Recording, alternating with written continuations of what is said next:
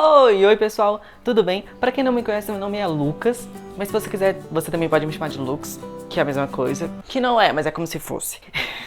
Nesse vídeo a gente vai resolver 5 questões da banca FGV na área de psicologia, da prova do TJDFT de 2022, para o cargo de analista judiciário de psicologia, né, na especialidade de psicologia. Eu pretendo fazer a prova inteira com vocês, né, então talvez essa seja a parte 1 de várias. E para isso eu pensei em dividir a prova em temas, né, em blocos, né? E aí eu queria trazer primeiro psicologia organizacional, e aí eu tive a surpresa que nessa prova tinham apenas 2 questões de psicologia organizacional. Porque eu gosto de psicologia organizacional, né, assim, tipo, eu gosto, sabe? Eu queria trazer 5 questões, então ficaram faltando 3 questões. E aí eu peguei de psicologia do idoso, né, direitos do idoso, que a prova tinha 3 questões. Então esse vídeo vai ser estruturado dessa forma: 2 questões de psicologia organizacional e 3 questões de psicologia ou direitos do idoso, né? E é isso. Então vamos logo pro vídeo, vamos logo para as questões. Então vamos lá. FGV, TJDFT 2022, para todas as questões. Começa assim, a primeira. Lembrando que a gente vai começar com psicologia organizacional, né? Porque eu não aviso as coisas, eu não dou contexto. Enfim, vamos começar com as 2 de psicologia organizacional. A desmotivação no trabalho pode ter como causas fatores ambientais e ou individuais. O psicólogo Abraham Maslow tratou do tema da motivação humana e propôs uma hierarquia de necessidades que são representadas em uma pirâmide. Aplicando-se a teoria de Maslow no ambiente profissional, ocupa o topo da pirâmide. Letra A. A necessidade fisiológica de estar em um ambiente com conforto e boa ventilação. Letra B. A necessidade social de pertencimento ao grupo e de estabelecimento de laços com colegas. Letra C. A necessidade de autorrealização por meio do desenvolvimento dos seus potenciais. Letra D. A necessidade de segurança quanto à previsibilidade e estabilidade no trabalho. Letra E. A necessidade de autoestima por meio do reconhecimento pelos pares e pelos superiores. Se você quiser responder sozinho, esse é o momento, você pode pausar o vídeo e tentar resolver.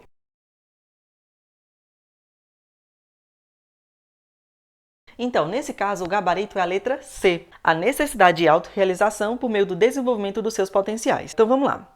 Maslow, ele foi um psicólogo americano, né? E ele propôs que as motivações humanas, elas seguem uma hierarquia de necessidades. Ou seja, só buscamos um nível mais alto quando o anterior está ao menos parcialmente satisfeito. Essas necessidades são organizadas em 5 níveis, do mais básico ao mais elevado, geralmente representadas em forma de pirâmide. E aí eu deixei uma imagenzinha para vocês visualizarem bem como é que é essa pirâmide, né? Ela tem no Google, se para quem quiser. E aí começa com as necessidades básicas, que são de segurança e fisiológicas. Depois a gente passa para as necessidades psicológicas, que são de estima e de amor e relacionamento. E por último, as necessidades de autorrealização. As necessidades básicas, como eu falei, começam com fisiológica e de segurança. Fisiológicas são alimento, roupa, repouso, moradia. É você ter um teto, por exemplo, ter o que comer, ter o que beber, esse tipo de coisa. Necessidade de segurança. É a segurança do corpo, do seu corpo físico, mas a segurança no seu emprego, recursos para sua família, recursos para a saúde, de propriedade. Então é você ter segurança em coisas físicas, sabe? Segurança no sentido físico mesmo. Aí depois a gente passa para as necessidades psicológicas, que são de estima e de amor e relacionamento. Amor e relacionamento é você ter amizades, ter família, né, ter relacionamentos familiares, bons relacionamentos familiares, ter intimidade sexual, enfim. Já a necessidade de estima é de autoestima, de confiança, de conquistar respeito dos outros, de respeitar os outros também. Então essas são as necessidades de estima, que junto com o amor e relacionamento formam as necessidades psicológicas. E por último, o topo da pirâmide fica com a realização pessoal, que são as necessidades de autorrealização, que é você ter moralidade, criatividade, solucionar problemas, ter ausência de preconceito, aceitação dos fatos. É quando você desenvolve ali sua criatividade, a sua autonomia, a sua independência, você se autodetermina, né? Você consegue se autodeterminar. A gente vai ver isso Tô dando spoiler do próximo vídeo. A gente vai ver isso em outras questões, lá na frente, calma. Mas enfim, seria você com você mesmo, de você conquistar as coisas, realizar seus sonhos, seus desejos, suas metas, seus objetivos, explorar seu potencial, melhorar seu potencial, ter desafios para você que para você são desafiadores, né? E você sentir que você ultrapassou eles. Então, essas são as necessidades de autorrealização. Enfim, então a gente viu que começa ali da fisiológica, passa para segurança, passa para amor e relacionamento, estima e, por último, realização pessoal.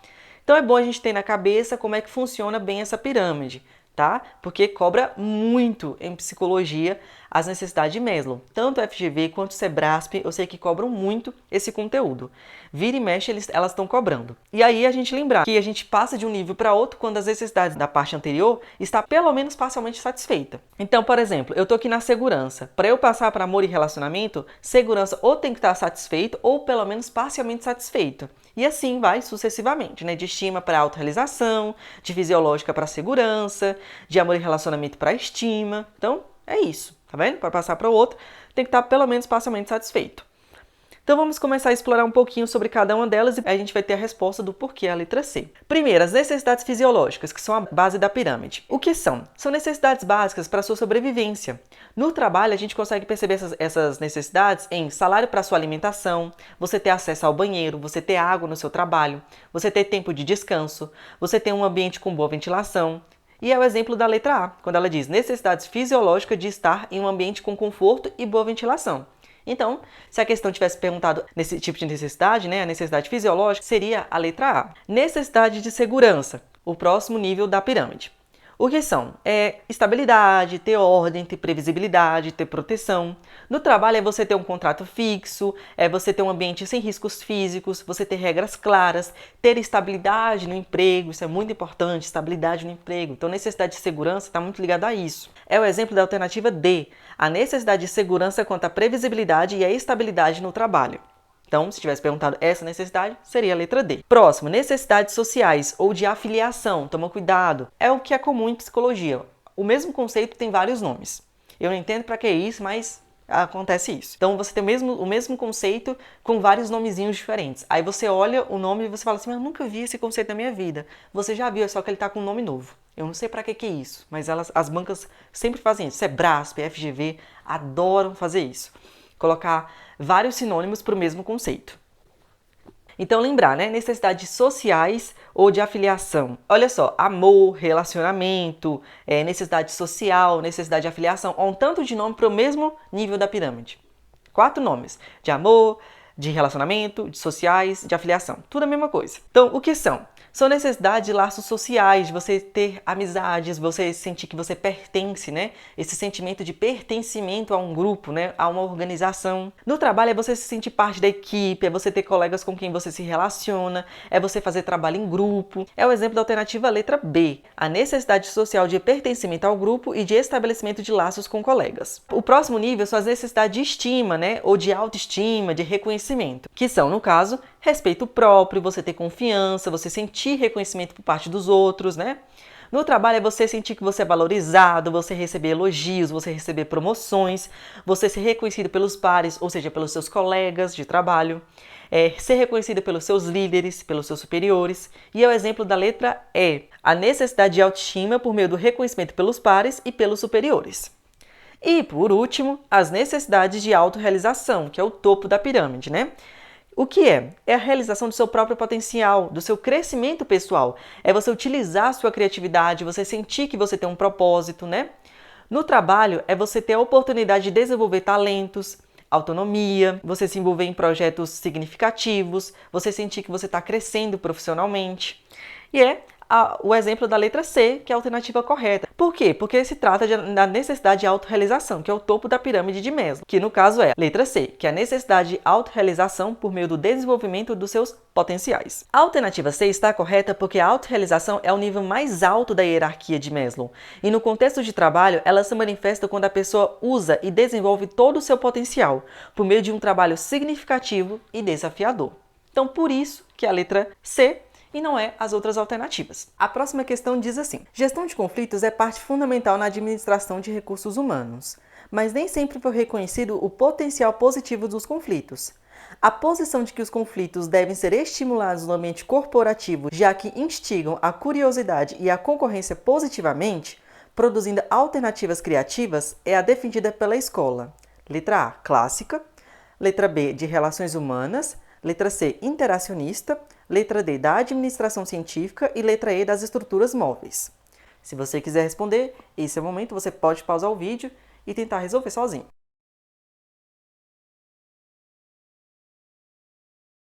Então, nesse caso, o gabarito é a letra C. interacionista, né? Escola interacionista. Vamos então ver um pouquinho sobre teoria da gestão de conflitos nas organizações.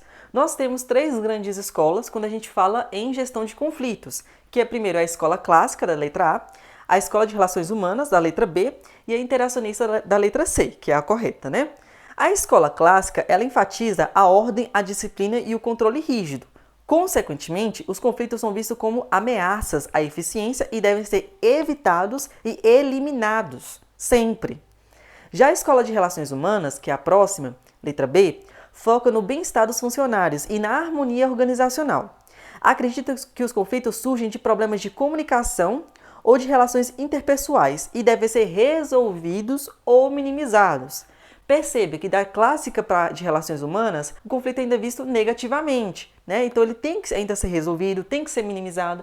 Enquanto que a escola clássica bate o martelo de isso é ruim, temos que eliminar conflitos são horríveis, vamos eliminá-los. A escola de relações humanas, não, é porque de problemas de relacionamento, né?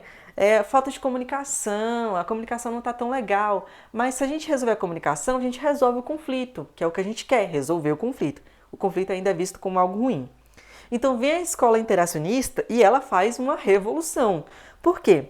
Porque a escola interacionista vê o conflito como necessário e até desejável dentro das organizações. E isso é revolucionário na área. Assim, você não apenas aceita o conflito, mas até incentiva sua presença. Perceba a diferença das outras 2 escolas para a escola interacionista. Isso é uma posição inovadora sobre o conflito organizacional. Considera que o conflito estimula a criatividade, a inovação, o questionamento e a competição saudável, desde que ele seja administrado corretamente. O conflito evita a estagnação e promove a melhoria contínua. A escola interacionista ela surge ali por volta da década de 1970, né? E diferente de abordagens anteriores, que são as 2 que eu comecei falando, que viam o conflito como algo negativo ou a ser evitado, o interacionismo considera que o conflito é inevitável e, quando gerenciado corretamente, pode ser benéfico. Então, o que acontece? O problema não é o conflito, é o gerenciamento sobre esse conflito. Então, não é que eu quero eliminar o conflito, é que eu quero gerenciar eles bem. Porque se eu gerenciar eles bem, eles vão me trazer resultados positivos. Então, eu não quero eliminar o conflito. E a partir disso, então, a gente tem 2 tipos de conflitos. Os conflitos funcionais, ou positivos, e os conflitos disfuncionais, ou negativos. Os conflitos positivos, eles estimulam a inovação e a criatividade. Enquanto que os conflitos disfuncionais, ou negativos, prejudicam o clima organizacional e a produtividade.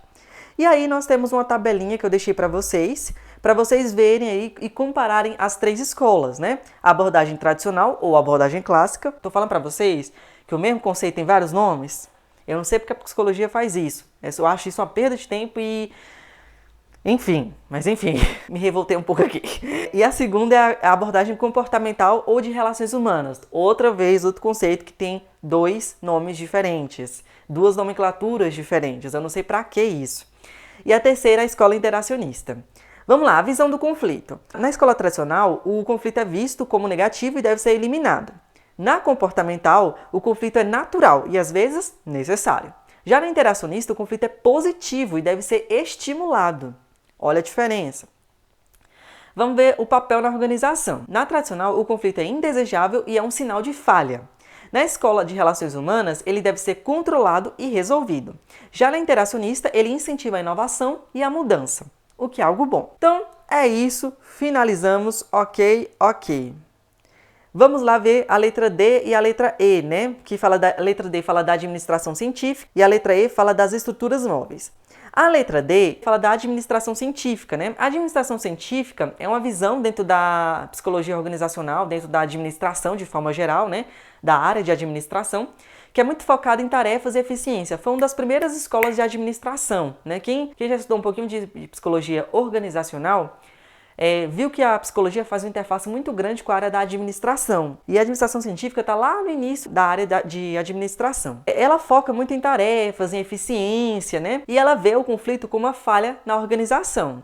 A visão da administração científica está muito alinhada à teoria clássica, tá? Então é meio que farinha do mesmo saco. A administração científica e a teoria clássica estão muito ligadas, então a visão sobre o conflito das duas, basicamente é a mesma visão. A letra E não é uma escola reconhecida em teoria clássica da administração, que é o conceito de estruturas móveis, né? Foi uma alternativa inventada para confundir o candidato, e que é o que a FGV costumeiramente faz. É muito comum a FGV criar coisinhas assim, que não tem nada a ver com o tema, para tentar enganar o candidato. Você ficar assim, mas eu nunca vi isso, como assim? É normal. Então sempre vai ter uma alternativa ou outra que a FGV vai criar um conceito, tirar de um bueiro qualquer, para você ser confundido e se questionar, meu Deus, mas eu não estudei isso, o que é isso? Normal. Vamos lá para um exemplo prático, e dessa vez eu me esforcei nos exemplos, tá? Exemplo prático para a gente visualizar isso aí, essa teoria da administração de conflitos. Acho que agora vai ser bom para a gente visualizar bem.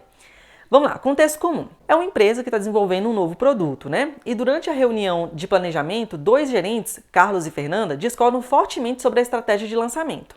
Carlos quer uma abordagem mais ousada, com foco em marketing digital. Já a Fernanda prefere um plano mais conservador, testando primeiro com clientes antigos. Vamos ver esse conflito entre Carlos e Fernanda nas 3 escolas. Como que as 3 escolas vão ver esse conflito? A primeira escola é a escola tradicional ou escola clássica, né?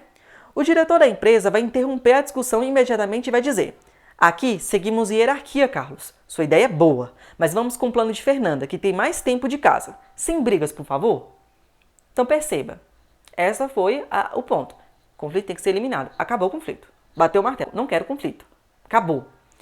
Resultado, o conflito é abafado. Carlos se sente desmotivado e deixa de propor novas ideias no futuro.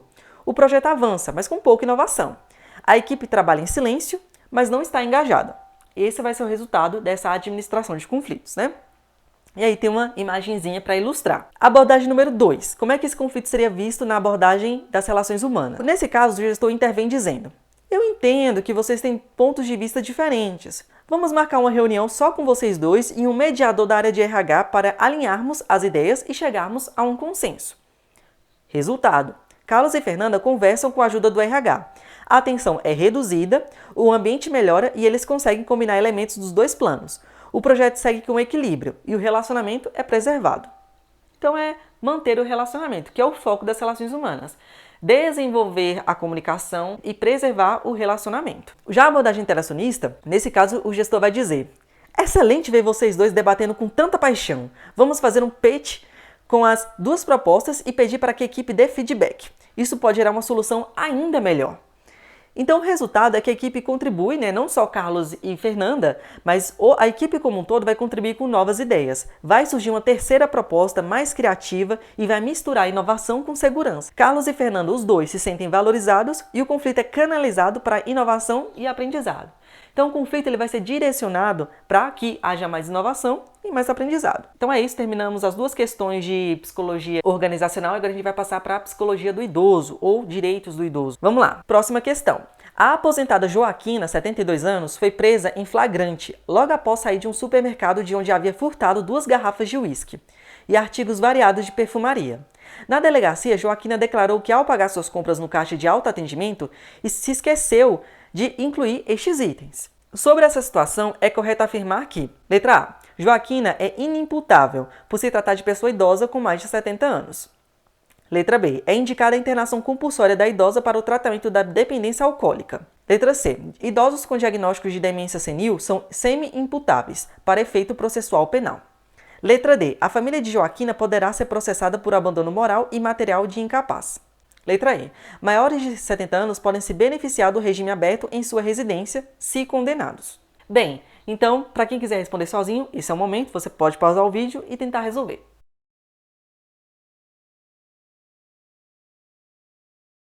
No caso dessa questão, o gabarito é a letra E. Vamos lá! Então aí tem uma imagem, eu trouxe até uma imagem para ilustrar para vocês essa situação. Conforme o artigo 117 do Código Penal, a prescrição penal é reduzida pela metade se o agente for maior de 70 anos na data da sentença. Ou seja, no dia que for dada a sentença, se a pessoa tiver 70 anos, mais de 70 anos, perdão, essa prescrição penal vai ser cortada pela metade. Além disso, de acordo com as decisões reiteradas dos tribunais, pessoas idosas, especialmente com 70 anos ou mais, podem cumprir pena privativa de liberdade em regime domiciliar, principalmente no regime aberto, considerando a idade avançada da pessoa, né, por ser uma pessoa com mais de 70 anos, ter uma saúde fragilizada, se a pessoa tiver uma saúde fragilizada, se a pessoa representar baixa periculosidade, se houver ausência de risco à sociedade e também pelos princípios da dignidade da pessoa humana e razoabilidade. Então, por conta de todos esses fatores que eu falei, então é muito comum que pessoas com mais de 70 anos, elas vão cumprir, né, a pena privativa de liberdade, ou seja, no dito popular, serem presas, né, no regime domiciliar, principalmente no regime aberto. Então não faz sentido você manter uma pessoa mais de 70 anos presa se ela representa baixa periculosidade, se ela tem uma saúde fragilizada, né? Então não faz muito sentido. Então por isso que a pessoa consegue se beneficiar desse tipo de coisa. Por isso que a letra E, né, maiores de 70 anos podem se beneficiar do regime aberto em sua residência, se condenados. Isso é frequentemente aplicado mesmo fora da previsão legal expressa, porque não tem nada, nenhuma lei prevendo isso expressamente. Com base no entendimento do STF e do STJ, utilizando os princípios constitucionais previstos na Constituição Federal de 1988 e o Estatuto do Idoso, que garante prioridade e proteção especial, né? E aí é muito importante a gente lembrar do Estatuto do Idoso. Não tem como a gente falar de direitos do idoso sem falar do Estatuto do Idoso. Vamos passar ali por cada uma das alternativas erradas. Letra A. Joaquina é inimputável por se tratar de pessoa idosa com mais de 70 anos. Então, isso é mentira porque a idade avançada por si só não torna a pessoa inimputável. Em outras palavras, o fato de ter mais de 70 anos não retira sua responsabilidade penal. Aí há uma observação. A inimputabilidade penal só se aplica a pessoas com doenças mentais, desenvolvimento mental incompleto ou retardado, desde que comprovado por laudo médico, de acordo com o Código Penal. O próprio Código Penal prevê isso. A idade não está prevista no Código Penal para gerar inimputabilidade. Tá? Então, por isso que não é a letra A. Letra B.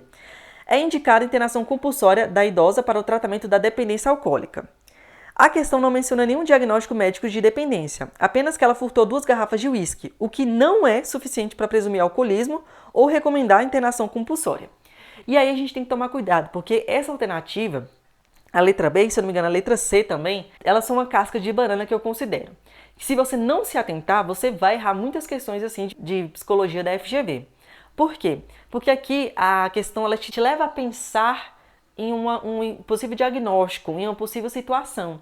Só que a questão não deixa expresso que aquilo é verdade. Por exemplo, aqui que ela tem dependência alcoólica, né? Que Joaquina tem dependência alcoólica. Não deixa expresso.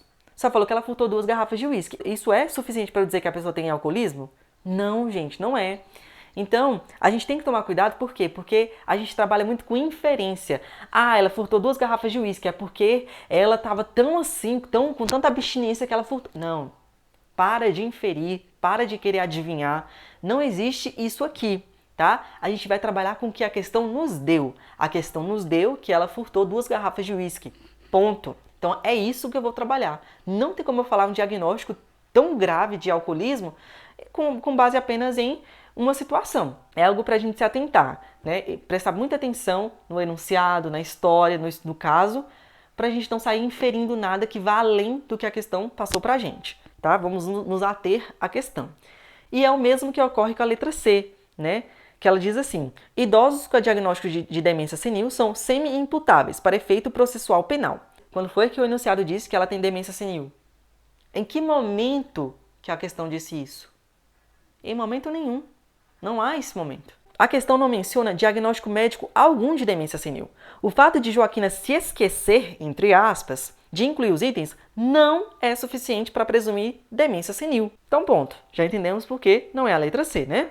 Mas observação. Pessoas com demência senil, se comprovado que não tinham entendimento do ato ilícito, são inimputáveis.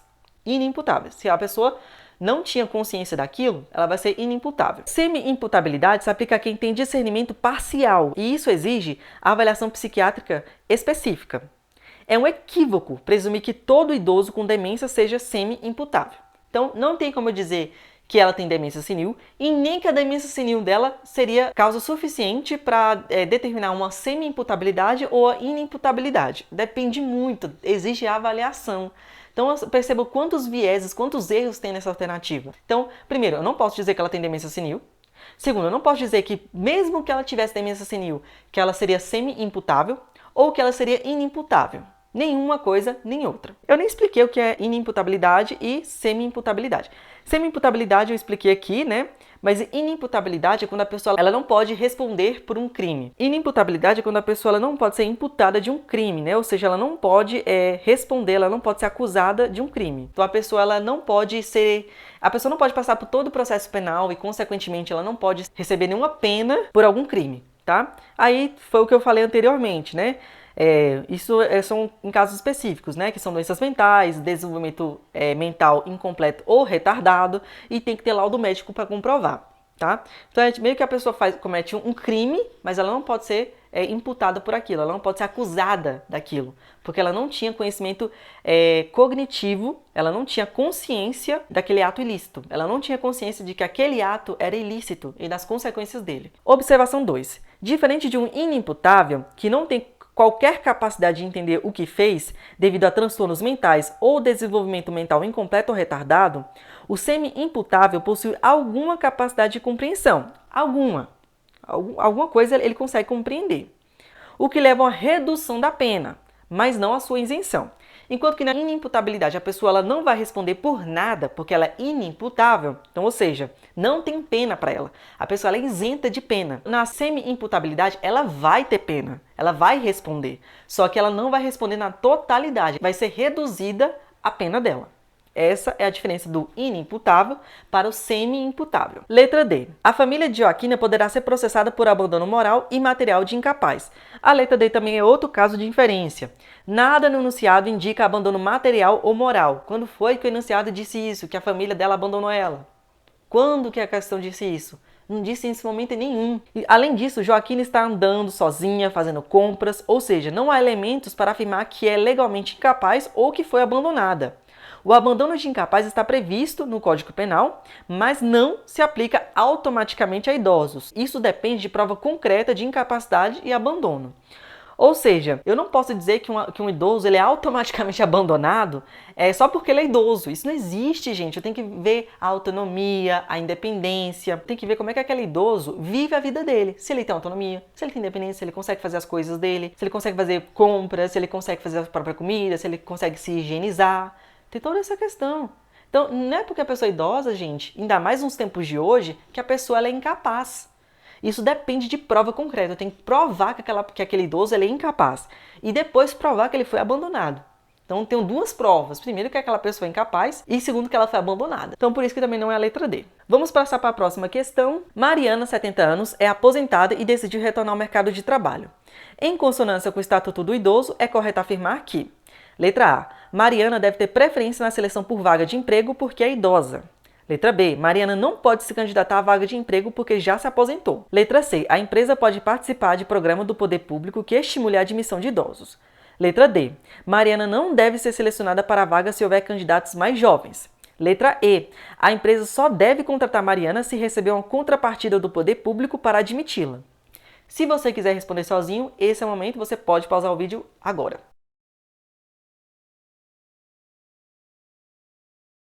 Nessa questão, o gabarito é a letra C. A empresa pode participar de programa do poder público que estimule a admissão de idosos. Por que não é a letra A? Não é a letra A porque o Estatuto do Idoso não obriga a preferência na seleção de vagas de emprego. Né? Ele não diz que os idosos têm que ter preferência na vaga de emprego. O Estatuto do Idoso não diz isso. Ele apenas veda a discriminação por idade. Ele apenas veda o oposto, que o idoso seja discriminado em uma contratação de emprego. Ou seja, o que o Estatuto do Idoso vai prever é que o idoso ele possa concorrer em igualdade de condições com as demais pessoas, mas não tem preferência automática. Letra B. Por que não é letra B? A aposentadoria não impede o retorno ao trabalho. O Estatuto do Idoso garante o direito ao trabalho, independentemente da aposentadoria. Inclusive, muitos aposentados continuam exercendo atividades remuneradas. Então, uma coisa não tem nada a ver com a outra. Não é a letra D, porque a letra D diz o seguinte: Mariana não deve ser selecionada para a vaga se houver candidatos mais jovens. E isso vai caracterizar a discriminação etária, o que é expressamente vedado pelo Estatuto do Idoso. Os idosos têm direito de igualdade de condições no acesso ao trabalho. Então, vai totalmente contra o que o Estatuto do Idoso prevê. Letra E. A empresa só deve contratar Mariana se receber uma contrapartida do poder público para admiti-la. Só que o problema é, não há uma obrigação legal nesse sentido. Não há nenhuma lei que diga isso. A empresa pode contratar qualquer idoso sem depender de contrapartidas públicas. Os incentivos públicos são um estímulo e não uma condição obrigatória. A empresa pode contratar o idoso sem receber qualquer contrapartida? Pode, claro que pode. Se a empresa quiser, então não depende dessa contrapartida, tá? Vamos lá ver um pouquinho sobre o Estatuto do Idoso. Vamos dar uma lida no Estatuto do Idoso que possa esclarecer mais pra gente por que é a letra C. Lei 10.741 de 2003, Estatuto do Idoso. Na admissão da pessoa idosa em qualquer trabalho ou emprego, são vedadas a discriminação e a fixação de limite máximo de idade, inclusive para concursos, ressalvados os casos em que a natureza do cargo o exigir. Ou seja, eu não posso colocar um limite máximo de idade em nenhum emprego, nem em concurso público, exceto os casos que a natureza do cargo exigir. Então, por exemplo, um agente policial, não tem como eu colocar um agente policial de 80 anos, né? A natureza do cargo não permite, né? Então, tem empregos, tem cargos que realmente vai ter que ter um limite de idade. Nesses casos, sim, mas de modo geral, a regra é que não tenha limite de idade, né? Isso que o Estatuto do Idoso prevê. Parágrafo único. O primeiro critério de desempate em concurso público será a idade, dando-se preferência ao de idade mais elevada. Ou seja, o primeiro critério para desempate em concurso público, eu e você empatamos em um concurso público. Qual vai ser o primeiro critério para ver quem de nós vai ficar mais acima? Vai ter uma posição melhor? A idade. É o primeiro critério.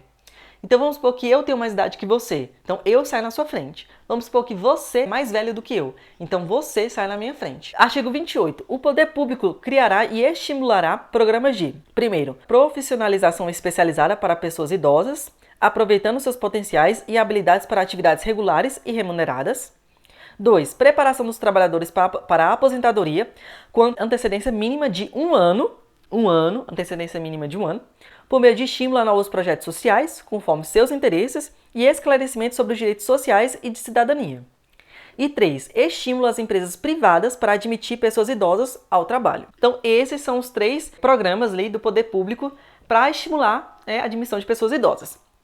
Então, vamos lá. Primeiro, a profissionalização especializada para pessoas idosas. Segundo, a preparação para a aposentadoria, né? Então, preparar essas pessoas para a aposentadoria com no mínimo um ano de antecedência, tá? Lembrar disso. E estímulo às empresas privadas para que elas admitam pessoas idosas, tá? E aí, eu trouxe um caso prático para a gente visualizar isso, né?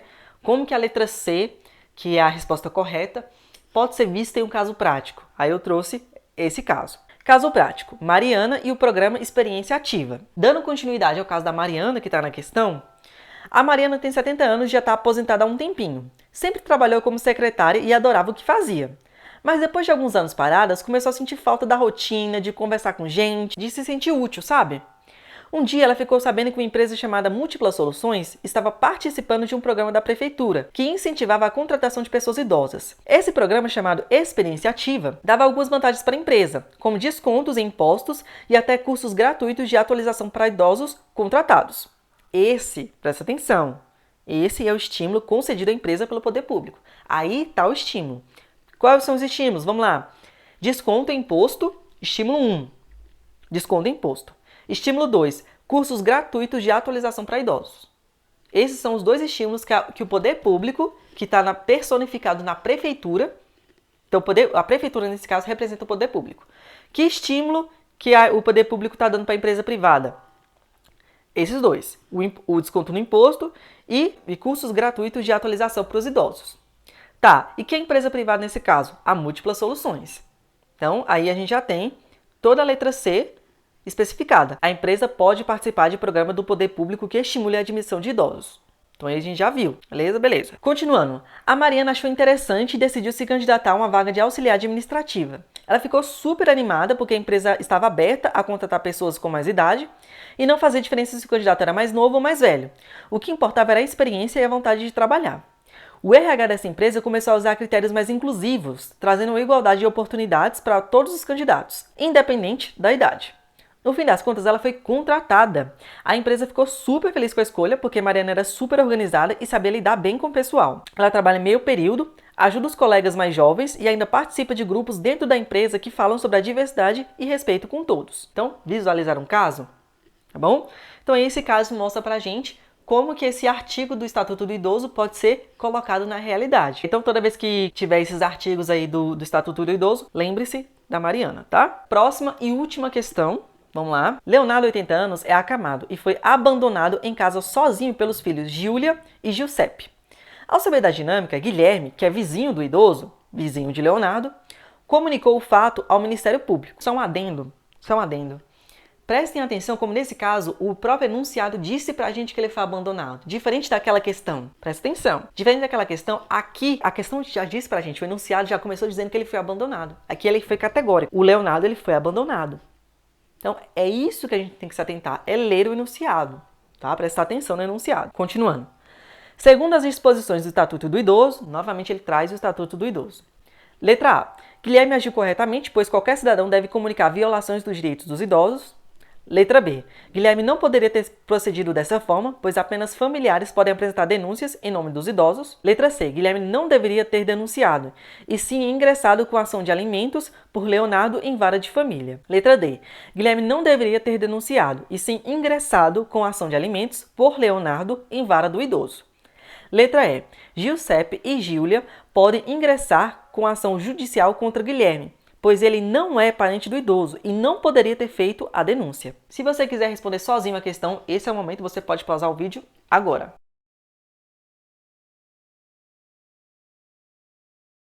Nessa questão, o gabarito é a letra A. Guilherme agiu corretamente, pois qualquer cidadão deve comunicar violações dos direitos dos idosos. Vamos lá, aqui nesse caso eu trouxe uma imagem, né, de um caso que está aí, de uma imagem que está na internet que mostra de fato um idoso sendo abandonado, né? Para a gente visualizar como é violento esse tipo de negligência e abandono. E a gente visualizar isso na prática. A gente está falando tanto de direitos do idoso, né, que a gente não consegue visualizar isso. Talvez de uma forma mais verdadeira, mais fidedigna, né? E a imagem traz pra gente como é que isso pode acontecer. Por que que a letra A? Vamos ler os artigos do Estatuto do Idoso para a gente entender por que que a letra A está correta. Artigo 3º.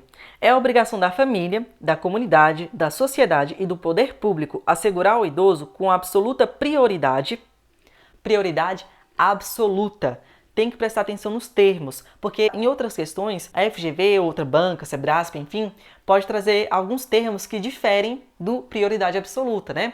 Prioridade relativa, prioridade preferencial, e isso vai tornar a questão errada se ele utilizar como base, se a questão utilizar como base o Estatuto do Idoso. Então presta atenção nos termos, né? Nesse caso é absoluta prioridade, absoluta. O idoso tem prioridade absoluta. A efetivação do direito à vida, à saúde, à alimentação, à dignidade, ao respeito, à liberdade e à convivência familiar e comunitária. Absoluta prioridade. Artigo 4º. Nenhuma pessoa idosa será objeto de qualquer tipo de negligência, discriminação, violência, crueldade ou opressão. E todo atentado aos seus direitos por ação ou omissão será punido da forma da lei, tanto por ação quanto por omissão. Inciso 1º. É dever de todos prevenir a ameaça ou violação aos direitos da pessoa idosa. De todos. Artigo 5º. A inobservância das normas de prevenção importará em responsabilidade a pessoa física ou jurídica nos termos da lei. Seja pessoa física ou pessoa jurídica, né, vai ser responsabilizado por não observar as normas de prevenção. Artigo 6º, que vai tornar a letra A correta. Artigo 6º. Todo cidadão tem o dever de comunicar à autoridade competente qualquer forma de violação a esta lei, que tenha testemunhado ou de que tenha conhecimento. Artigo 19. Os casos de suspeita ou confirmação de violência contra o idoso serão obrigatoriamente comunicados a qualquer autoridade policial, ao Ministério Público, ao Conselho Municipal do Idoso, aos Conselhos Estaduais do Idoso, ao Conselho Nacional do Idoso ou a qualquer outro órgão de proteção.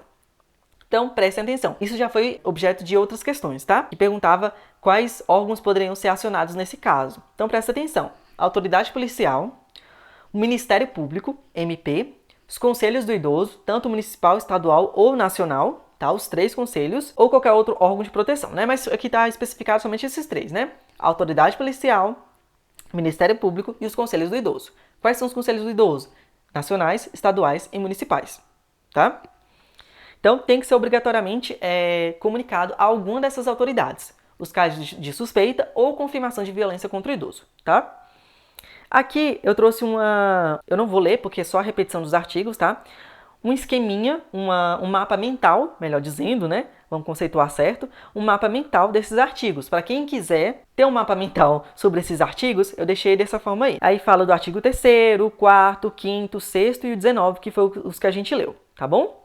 Então, para quem quiser, fica aí. Enfim, foi isso. Terminamos a nossa terceira questão de direitos do idoso e nossa quinta questão desse vídeo, né? Então, terminamos todas as questões, tá bom?